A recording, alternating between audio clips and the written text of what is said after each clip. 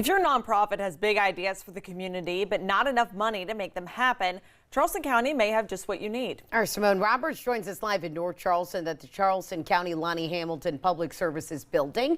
So Simone, tell us about this program, who can apply, and how much money is available.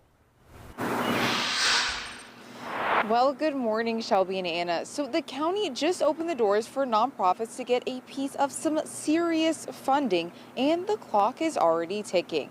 The nonprofits now have an opportunity, and if your organization has a project to uplift the community, that final deadline is April 22nd. The funding comes from the U.S. Department of Development and Urban Planning and is designed to help nonprofits support housing, community development, and neighborhood revitalization programs. Funding is broken up into 4 programs: the Community Development Block Grant, the Home Investment Partnership Program, the Community Housing Development Organization Program, and the Emergency Solutions Grants. For the 2025-2026 year, the 3 largest programs received between $2,000 and $700,000, with individual awards determined by application and need. But Councilwoman Jenny Honeycutt says the funding is about more than just money. It's about tackling a growing crisis head on.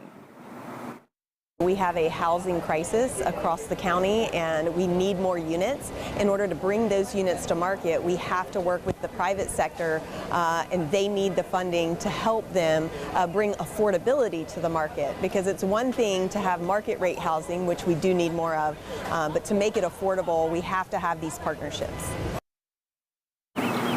And the county is making it easy to get started. If you're interested, they're hosting an applicant workshop this morning from 10:30 to 12 p.m. at the Lonnie Hamilton Public Services Building. If you're interested, you can find the link to apply and all of those eligibility requirements at this story on live5news.com. Reporting live in North Charleston, I'm Simone Roberts, Live 5 News.